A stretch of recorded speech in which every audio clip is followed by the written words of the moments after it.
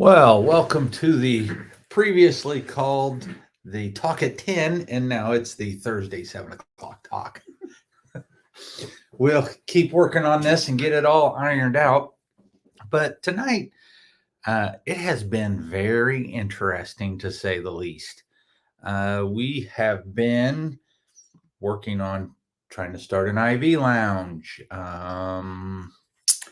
What else have we done? There should be another thing here. Talk for a second while I try to find this. Oh, well, we were going to try to start an IV lounge for our patients, maybe go mobile so we could hydrate. And Hi, Kathy. hey, Miss Kathy, and do some vitamin therapy. But apparently, it's unbelievably expensive to purchase insurance for your IV lounge. That it is, because I know my malpractice insurance went up 8 times. So we may rethink our IV lounge for a little bit. Well, we're going to consult an attorney because we do have a lot of people who would benefit from IVs. That's what started the whole thing in the first place. We do have people who could benefit from this greatly. Think about this. If you have digestion problems, if you have dysbiosis, if you're hyperchlorhydric, if you have heavy metal poisoning or toxicity, your villi aren't going to work the way that they're supposed to. And since they don't do that, you don't absorb things. And so it'd be perfect if we could just do an IV, do IV nutrition, and start to bring those levels back up. In Key West, and I don't know if somebody knows something about this stuff, if there's an attorney listening, please, by all means, hit us up and tell us how to do this.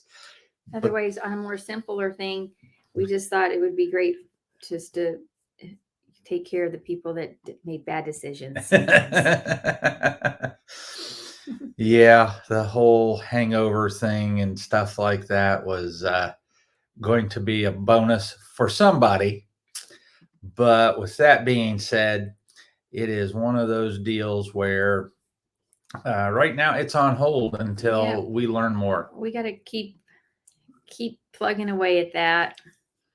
That's something I enjoy. I love to do IVs, and we'll see. Go from there. I just popped up one of the things that I've been reading lately. So to go from the IVs to anything interesting, you guys start riding bikes by the end of the week?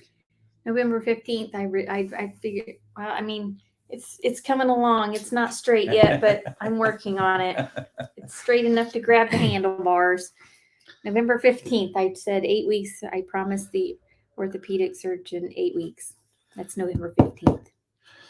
So then we start that. She did get back in the pool and could swim. Yeah, I could swim. I didn't drown. The first 3 or 4 laps hurt. The next 4 hurt really bad, and then it stopped. Oh, I was not so lucky. I got back in the pool. I think it's been a long time since I've been in the pool swimming. And for some reason, my mind said I could just whip out 1,000 yards like I've done over and over and over again. And I think I got 200 yards in and my back started to cramp. So I just have been away from exercising. And I didn't get that much done. I only got 16 laps. He did 40. 40 go. I used to do 40, but I wasn't going for speed. I was just going for extension of the arm. But I couldn't swim straight most of the time. For some reason, she's pulling to one side.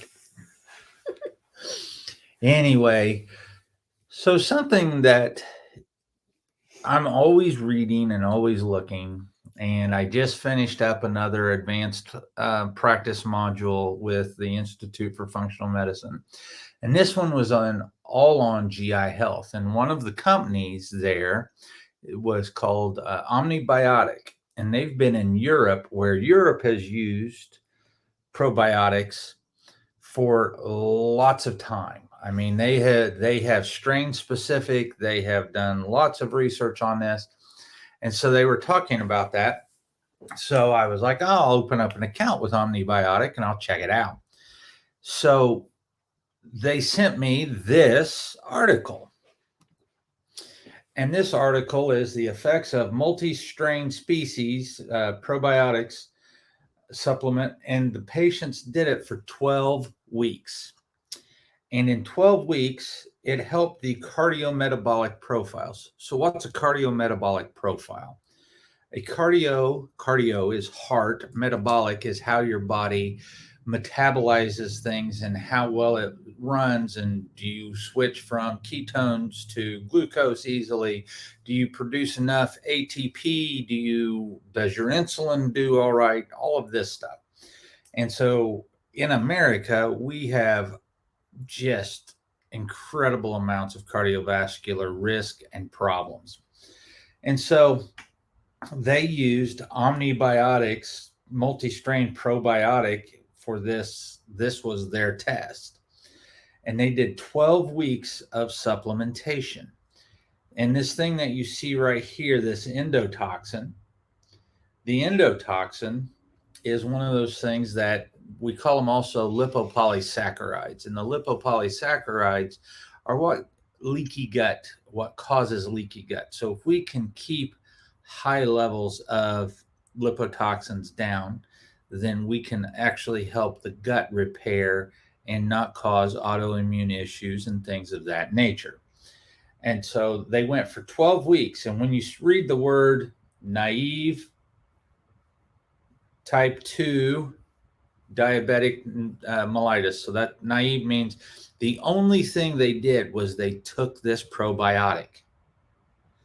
And when they took the probiotic, what ended up happening is they saw that the insulin resistance, this HOMA-IR, the insulin resistance helped out. It reduced abdominal adiposity, so basically the spare tire. And all they did was add this. It also changed the cholesterol profile, and it helped with, I forget, something else too. But in the first part of this, the only thing they're talking about is the insulin resistance and the waist to hip ratio. So if you read or listen to any of the new studies coming out, they all say the same thing. Probiotics do not take up residence. When you're taking these things, they don't just populate the gut. So it's not a weed, feed, and seed, or weed, seed, and feed. It is these things come in and they're kind of transient in nature. So the way that they say that these things work is it's kind of like a placeholder. And if you have a lot of dysbiosis, when you start to take probiotics, they do come in transiently, and they will start to make space in your gut for your other probiotics to come back. And that's why we use prebiotics. So you need to push out the bad guys, and depending on what you have, if you have IBS, diarrhea, constipation, that type of stuff, we can use S. boulardii, and the studies on this stuff are fantastic.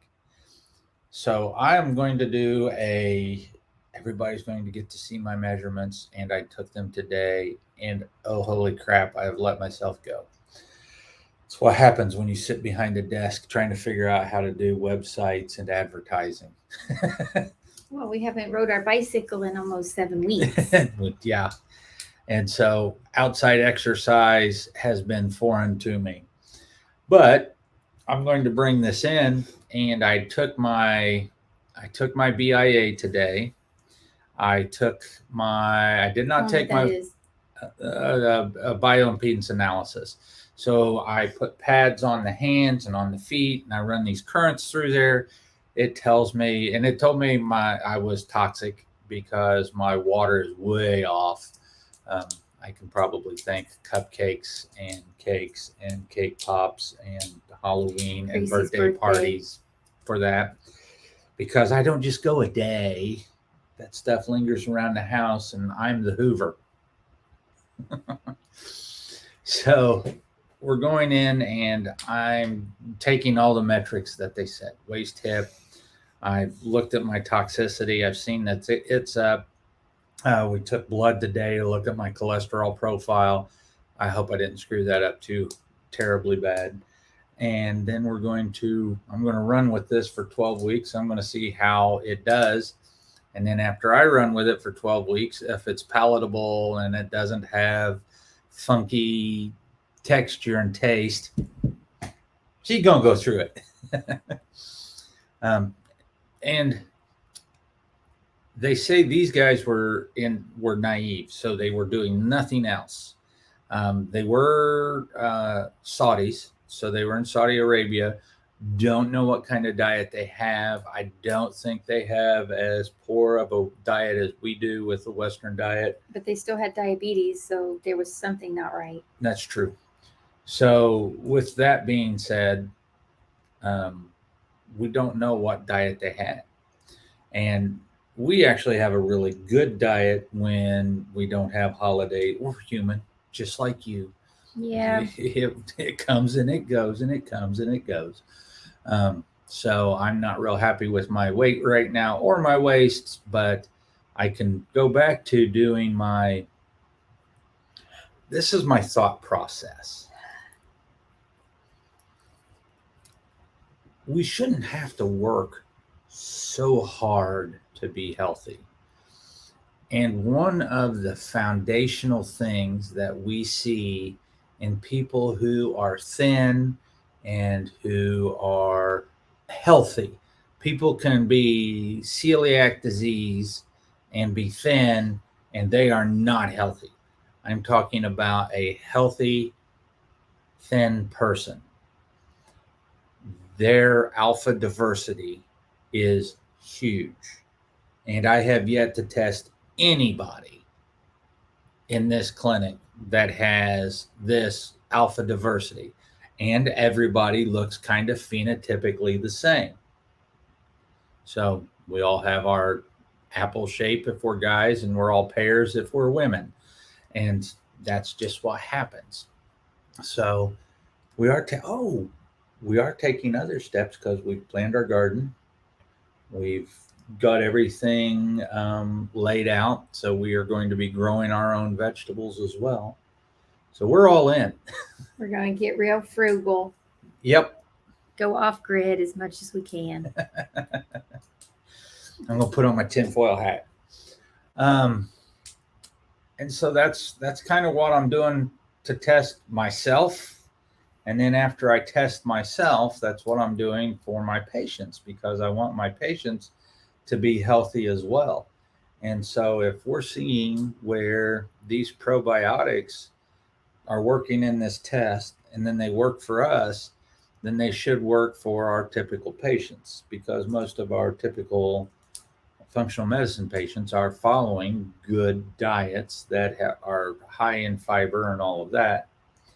So I'm just looking through there to see what they said here about the results, and was going to show, oh yeah, the age of the people were our age, between 40 and 56. That was the average. High BMIs, 30 plus, waist hip ratios above 1. Looks like the average weight, though, was about 180 pounds. Yeah, but we are talking about Indians. Yeah. So, Saudis. When we look at blood pressure, they're at 129 plus or minus 10 and 134 plus or minus 14. So, the glucose is in millimoles. I have a hard time changing those.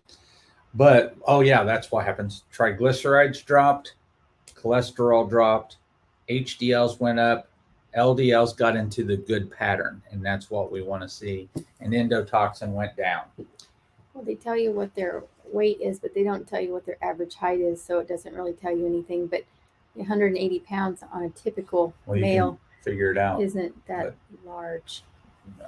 The average BMI of 30 Yeah, so that's pretty large. for a male, it is. And so that's what's happening here. That's what we're experimenting with. I have one more class left that happens in 2 weeks for the environmental toxins. And then I will be very happy to be over that, because the last 2 months has been just rapid fire classes. And we're going to get back to doing some cooking. And what else were you thinking about? Cooking, bicycles, de-stressing. November, Thanksgiving, being thankful. Oh, thankful. So we usually start our thankful pumpkin, but we're about 4 days late. We did get the pumpkin. We haven't written on our pumpkin. We usually have a thankful pumpkin. We sit on the kitchen table. We take Sharpie markers and we write on the pumpkin for the whole month of November, all things that we're thankful for. But we usually started it in October, but we just didn't. Life was crazy. Yep. And Jessica's in the clinic now, full time. And so people that have been wanting blood work done, we can now do it anytime you're here, which is most of the time. Because my arm doesn't work exactly the way it's supposed to, but I'm still a very good sticker.